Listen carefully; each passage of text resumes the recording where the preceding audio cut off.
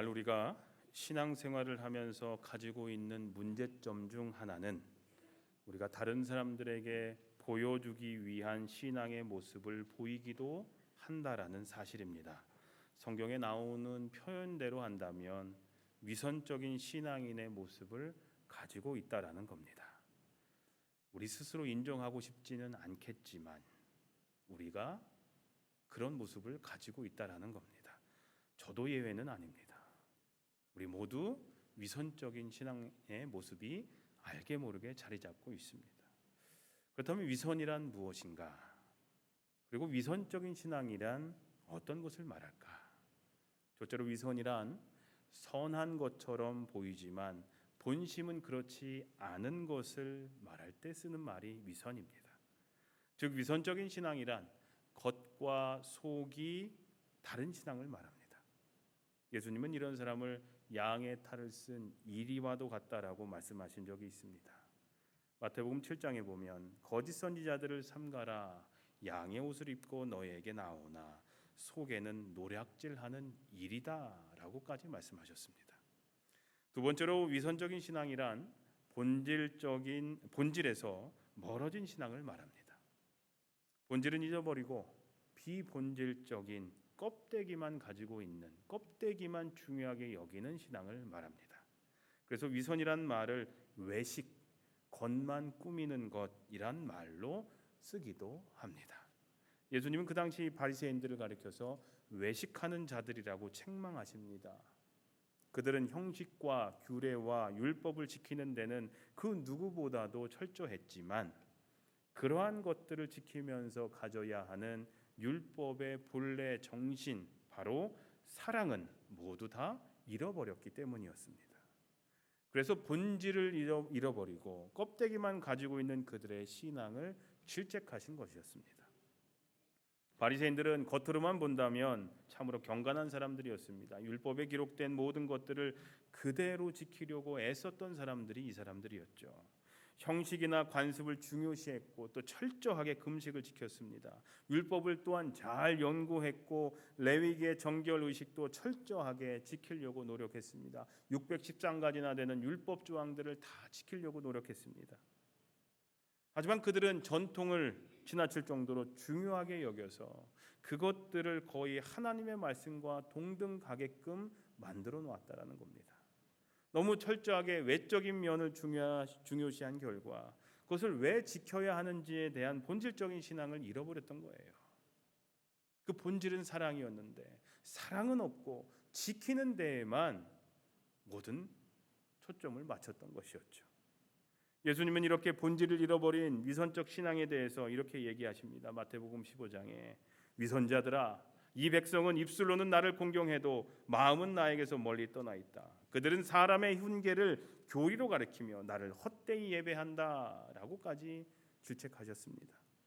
세 번째로 위선적인 신앙이란 자기의 부족함은 보지 못하고 남을 비판하고 정죄하는 신앙을 말합니다. 예수님은 남을 비판하고 정죄하는 이러한 사람들의 태도를 다음과 같이 지적하시고 책망하셨습니다. 마태복음 7장에 어찌하여 너는 남의 눈 속에 있는 티는 보면서 네 눈 속에 있는 들보는 깨닫지 못하느냐? 네 눈 속에는 들보가 있는데 어떻게 남에게 네 눈에서 티를 빼내줄 테니 가만히 있거라 라고 말할 수 있겠느냐? 위선자야, 먼저 네 눈에서 들보를 빼내라. 그래야 그때 눈이 잘 보여서 남의 눈에서 티를 빼줄 수 있을 것이다 라고 말씀하셨습니다. 네 번째로 위선적인 신앙이란 겉만 화려할 뿐 능력을 잃어버린 신앙을 말합니다. 바울은 이러한 신앙인들을 가리켜서 경건의 모양은 있으나 능력은 부인하는 자들이라고 디모데후서에서 말씀하고 있습니다. 또한 유명한 설교가인 스펄전 목사님은 위선적인 신앙을 빗대어서 비 없는 구름과 같고 물이라고는 한 방울도 없이 바짝 말라버린 게을과도 같다라고까지 얘기를 했습니다. 외양은, 겉모습은 마치 양장본으로 되어 있는 고급 책처럼 화려해 보이지만 내용은 형편없는 책들처럼 신앙에 무늬만 있지 그 신앙이 자신의 삶을 지탱해주고 자신의 삶을 이끌어주는 능력을 발휘하지 못하는 신앙을 우리는 위선적인 신앙이라고도 말할 수 있을 겁니다. 마지막으로 위선적인 신앙이란 사람들에게 잘 보이기 위해서 겉만을 꾸미는 신앙을 말합니다. 오늘 본문 바로 다음인 마태복음 6장 2절에서 18절까지의 말씀에서도 예수님은 유대인들이 행했던 세 가지 행위, 구제와 기도와 금식이 남들에게 보여주기 위한 위선적인 것이라면 그것은 결코 하나님께서 기뻐하지 않으시고 받아주시지도 않는다라고 말씀하셨습니다. 6장 1절에 보면 너희는 남에게 보이려고 의로운 일을 사람들 앞에서 하지 않도록 조심해라. 2절에는 네가 자선을 베풀 때는 위선자들이 사람들에게 칭찬을 받으려고 회당과 거리에서 하듯이 하지 말아라. 5절에는 너희는 기도할 때에 위선자들처럼 하지 말아라. 16절에는 너희는 금식할 때에 위선자들처럼 슬픈 기색을 나타내지 말아라. 구제하지 말라는 것이 아닙니다. 기도하지 말라는 것이 아닙니다. 금식하지 말라는 것이 아닙니다. 자기를 드러내려 구제하고 자선하지 말고 자신의 경건을 남들에게 보여주기 위해서 기도하거나 금식하지 말라는 겁니다. 사람들에게 인정받으려고 하지 말고 순수한 마음으로 남들에게 자비를 베풀고 하나님 앞에서 간절한 마음으로 기도하고 금식하면 모든 것을 아시는 하나님께서 다 갚아주실 것이라는 가르침입니다.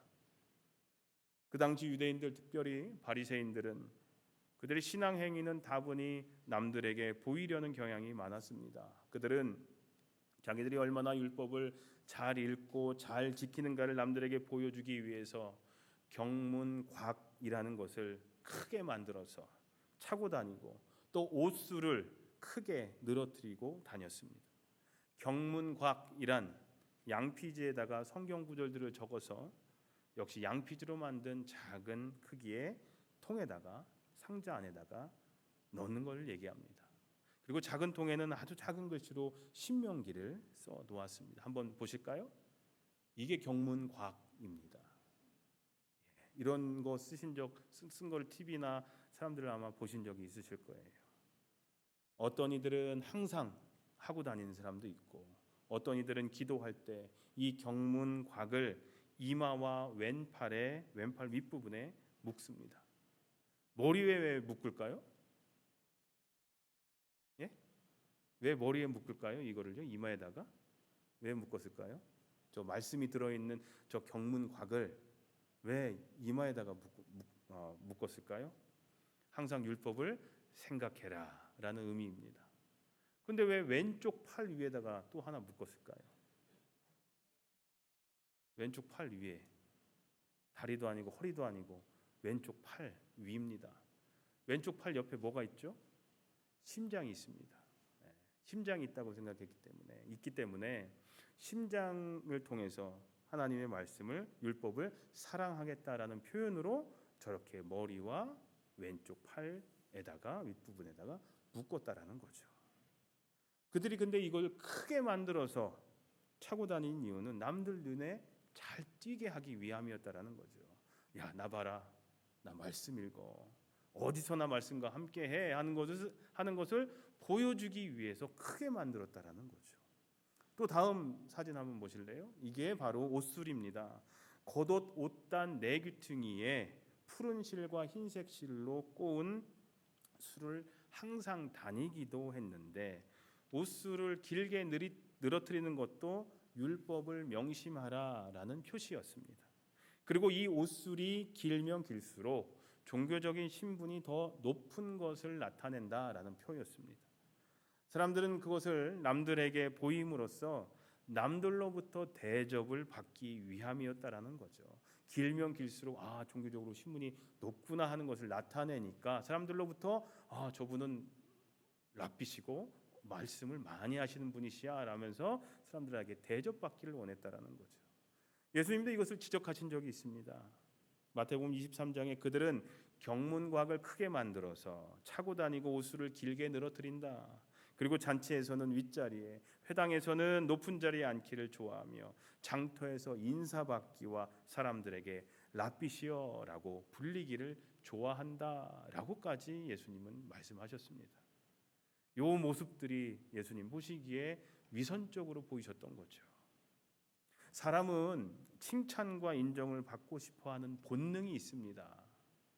그것이 본능이라는 얘기는 사람에게는 그것이 본래 필요하다라는 얘기입니다. 특히 어린아이들에게 칭찬과 인정이 필요합니다. 우리도 여기 보면 우리 이정아 권사님 손주들인데 우리 아이들이 여기 있죠. 아이들은 칭찬과 인정이 필요합니다. 그래야 자신감이 생기죠. 정말로 한국말도 잘 못 듣는데 정말 고마워. 아까 보니까 찬송가 할 때 보니까 우리 작은 손녀는 찬송가를 부르는 입술이 보였어요. 그래서 이렇게 칭찬을 해주면 아이들은 좋죠, 좋아합니다. 자신감이 생깁니다. 어른이 되어서도 마찬가지예요. 칭찬과 인정은 사람들이 어떤 일을 열심히 그리고 잘하게 하는 동기를 주기 때문에 필요합니다. 고래도 춤추게 하는 것이 칭찬이라는 그런 말이 있지 않습니까? 자녀들을 키울 때 그들을 마음껏 칭찬해주고 격려해주고 인정해줘야 합니다. 인간관계에서도요 마찬가지예요. 상대방을 칭찬해주고 인정해주고 격려해줘야 됩니다. 그것이 인색해서는 안 됩니다. 우리는요. 교회에서 꽃을 보시고 꽃이 너무 풍성하고 아름답잖아요. 정말로 풍성하고 아름답게 꽃이 있네요. 꽃 보세요. 막 몇 군데에 꽃이 있습니다. 지하에도 다 생화예요. 꽃이 있네요 오늘요 하면서 예쁘다고 얘기해 주시고, 식사도 아침 7시부터 오셔서 준비를 하셨거든요. 맛있다고 칭찬해 주시고 인정해 주시고 하는 거 좋습니다. 그러나 남들로부터 받는 칭찬이나 인정에 목말라 해서는 안 된다라는 겁니다. 우리는 해줘야 되지만 그것에 목말라 해서는 안 된다는 겁니다. 특별히 마태복음 6장에 의하면 그것이 구제와 기도와 금식 등 하나님의 일을 하는 동기나 이유가 돼서는 안 된다라는 겁니다. 그거 들으려고 하나님의 일을 해서는 안 된다라는 겁니다. 우리는 성경에 나오는 바리새인들의 태도를 비난합니다. 왜요? 남들로부터 칭찬이나 인정, 높임을 받으려는 것이 그들이 선한 일을 하는, 하나님의 말씀을 지키려고 하는 동기나 이유가 되었기 때문이죠. 그러나 불편한 진실이긴 하지만 우리 안에도, 저와 여러분들 안에도 바리새인적인 모습들이 모두가 다 있다라는 사실을 부정할 수는 없다라는 겁니다. 이것이 불편한 진실입니다. 저와 여러분들 안에도 바리새인적인 모습들이 있습니다. 콜로라도 주에서 목회하시는 탐 허베스톨이라는 목사님이 쓰신 불편한 진실 내 안의 바리새인이라는 책이 있습니다. 한국말로는 그렇게 번역이 됐는데, 책의 제목처럼 바리새인의 모습이 바로 내 안에, 교회를 다니는 사람들 안에, 믿음이 좋다라고 일컬어지는 사람들 안에 있다라는 내용이 책의 주된 내용입니다. 오랜 신앙생활을 했어도 좋은 열매는 못 맺습니다. 의롭게 살려고 자기 의에 빠지기도 하고 바른 교리를 고수하지만 그 안에 사랑이 없고, 공적 모습과 사적 모습이 다르고, 교회에서와 밖에서의 모습이 다르고, 복음을 지킨다고 하면서 자유는 싫어하고 세상과 구별을 강조하지만 예수님은 닮지 못하고, 영적으로 건강하다 자부하지만 작은 일에도 갑자기 넘어지고, 그런 모든 모습들이 너무나도 바리새인들의 모습과 우리와 닮았다라는 것이 이 책의 내용입니다. 사랑하는 성도님들, 사람에게 잘 보이기 위해서, 의롭게 보이기 위해서 위선적인 모습으로 신앙생활하는 것, 분명히 이것은 잘못된 신앙의 모습입니다. 그렇다면 왜 오늘날 많은 기독교인들이 그렇게도 쉽게 그리고 끊임없이 자기의 신앙을 남들에게 보이고자 애를 쓰고 있을까요? 그것은 바로 하나님이 눈에 보이지 않는다는 사실 때문입니다. 자기의 신앙을, 구제나 기도나 금식 같은 신앙 행위들을 눈에 보이지 않으시는 하나님이 알아주지 않으리라는 두려움 때문에 아마 남들에게 인정받으려 할지도 모릅니다. 일찍이 모세가 이스라엘 백성들을 이끌고 이집트에서 나올 때입니다. 모세가 십계명을 받기 위해서 시내산에 올라갔죠. 이스라엘 백성들이 어떻게 했는지 다 아시죠? 또 다른 지도자였던 모세의 형 아론에게 요구를 합니다. 일어나서 우리를 인도할 신을 만들어 주시오. 아론이 금고리들을 모아서 송아지를 만들어내자 그들이 이렇게 외칩니다. 이스라엘아, 이 신이 너희를 이집트 땅에서 이끌어낸 너희의 신이다 라고 외치기 시작합니다. 크게 뭐라고? 그걸 바라보면서 그것이 신이다라고 외치기 시작합니다. 이것이 바로 뭔가 눈에 보여야만 있어야 하는, 보이는 것이 있어야만 믿는 신앙을 얘기를 합니다. 그리고 그것은 사실 불신앙이죠. 이스라엘 백성들이 보였던 모습이 신앙적인 모습입니까? 아니죠. 불신앙적인 모습입니다. 보여야 믿는 것, 보여줘야 믿는 것, 그건 불신앙입니다. 히브리서 11장 1절에 보면 믿음은 바라는 것들의 실상이요 보지 못하는 것들의 증거다라고 말씀합니다. 눈에 보이는 무엇인가를 항상 갈망한다라는 것이 바로 불신앙이라는 겁니다. 하나님 요걸 나에게 이뤄 주시기만 하면 믿겠습니다. 그건 믿는 게 아니죠. 안 이루어지면 안 믿겠다라는 불신앙이죠. 10년 전에 우리 교회가 개척교회로서 엘리코시티에서 시작했을 때 들었던 여러 비아냥거리는 말들이 많이 있었습니다. 그때는 이제 저도 와이프가 이제 다른 교회, 제 아내도 다른 교회를 섬기니까 호라비만 모이는 교회다라는 소문도 있었습니다. 그때 남자분들이 많았거든요. 우리 교회에 초창기에 몇 분 안 되실 때 그 호라비만 다니는 교회다. 또 몇 년 안 있다가 문 닫을 거다라는 얘기까지 많았습니다. 근데 그 얘기 들었던 것 중에 좀 놀랬던 말 중에 하나가 뭐냐면 내가 이 정도의 사회적 지위가 있는데 내가 이 정도인데 어떻게 개척교회에 출석할 수 있겠느냐라는 얘기였습니다. 내가 개척교회 교인, 집사, 권사, 장로라고 하면 누가 알아줍니까? 큰 교회 장로, 권사라고 해야 사람들이 따르고 남들도 알아봐준다라는 얘기죠. 내가 권사 정도가 됐고 장로 정도가 됐는데 개척교회에서 어떻게 내가 있습니까? 이런 얘기예요. 이렇게 말하는 이면에는 작은 교회 다니면 아무도 자기를 알아주지 않을 거라는 두려움이 존재하고 있는 것이고, 다시 말하면요, 이거는 불신앙이라고도 할 수 있습니다. 철저한 불신앙. 남들이 알아줘야만 내가 그 일을 하는 겁니다.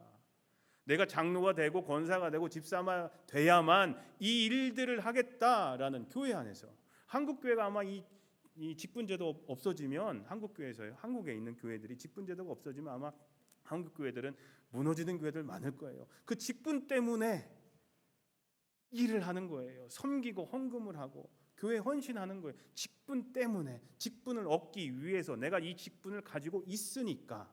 그것이 한국 교회를 지탱하고 있는 중요한 뼈대이기도 해요. 그거 무너지면 한국 교회도 많이 무너질 거예요. 남들을 의식하는 거죠. 내가 장로 정도 됐으니까 뭐도 하고 뭐도 해야지. 내가 권사 정도 했으니까 이런 것도 하고 저런 것도 해야지 라고 생각해서 남들에게 보여주기 위해서 하는 경우도 많다라는 겁니다. 철저한 불신앙이에요. 외식적인 신앙이에요. 우리는 말 그대로 사람을 의식 안 하고 하나님만 바라보면서 신앙생활 할 수 없을까요? 여러분들, 사람 안 보고 하나님만 바라보면서 신앙생활을 할 수 없을까요? 있어요, 없어요? 있으십니까? 네. 하나님이 눈에 보이지 않는다고 할지라도 하나님은 우리를 은밀히 지금도 보고 계시는데 남들에게 보여주기 위한 신앙에서 우리는 벗어날 수는 없을까요? 남들로는 의식하지 않고 하나님은 지금 여러분들의 마음의 중심을 살피시고 계시거든요. 지금 어떤 마음으로 예배하고 있는지, 예배에 집중하고 있는지, 다른 생각하고 있는지 다 알고 계시거든요. 누구의 예배는 받으실 것이고 누구의 예배는 받지 않으실 거거든요. 사람은 속일 수 있습니다. 하지만 하나님은 못 속이거든요.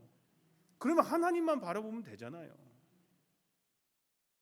오늘 이 질문이 저와 여러분들에게 도전이 되었으면 좋겠습니다. 저도 하나님만 바라보면서, 하나님만 두려워하면서 목회하고, 사람이 두려워서 목회하는 것을 못하는 것이 아니라 하나님만 두려워해서 하나님만 바라보면서 목회하고, 여러분들도 하나님만 두려워서 하나님만 바라보면서 신앙생활 하시면 되잖아요.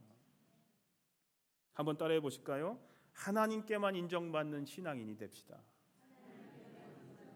다시 한번요. 하나님께만 인정받는 신앙인이 됩시다.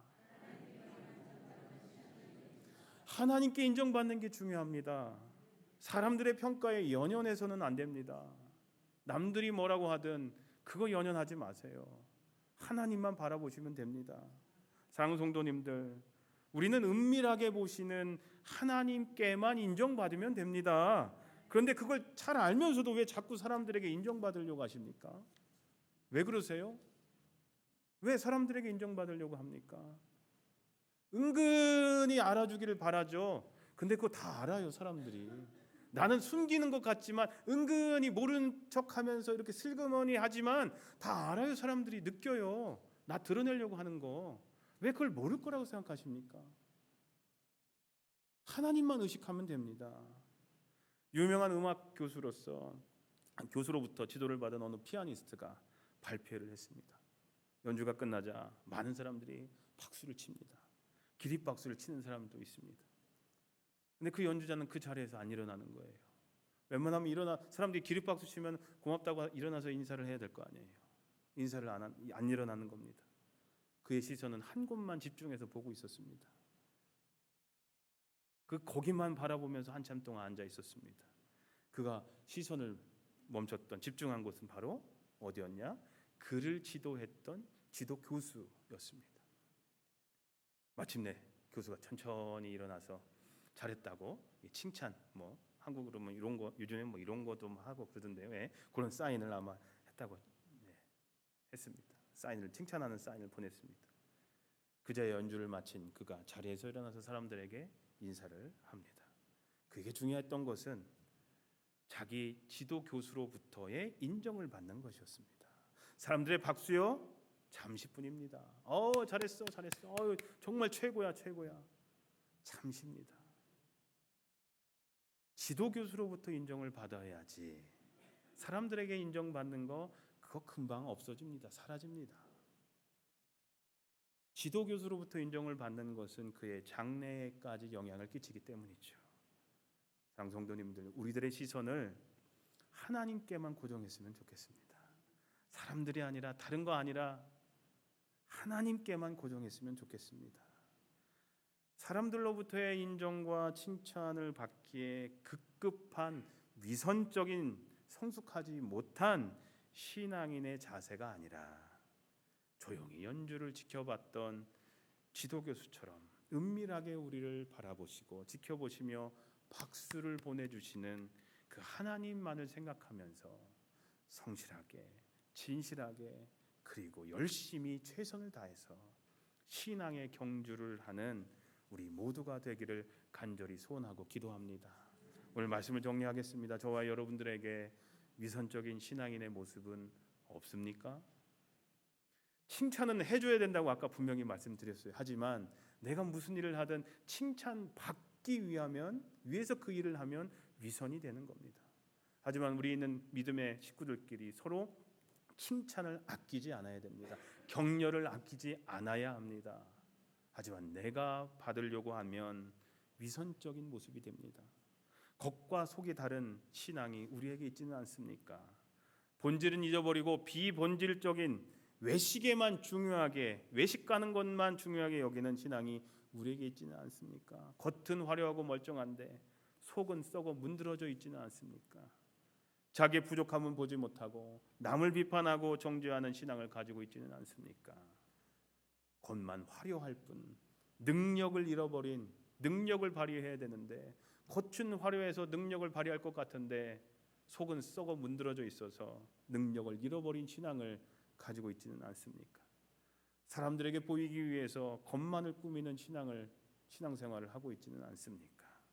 이런 것들이 바로 우리가 경계해야 할 잘못된 신앙의 모습이고, 그렇게도 예수님께서 고치라고, 그러면 안 된다라고 꾸짖으셨던 모습이 바로 이런 모습입니다. 신앙생활 하다 보면 가장 빠지기 쉬운 함정이 바로 이런 위선과 외식입니다. 오래 신앙생활 할수록 더 그렇습니다. 시간이 갈수록 본질은 잃어버리게 되고 껍데기만 붙들게 됩니다. 비본질적인 것을 본질인 양 붙들고 살아가게 됩니다.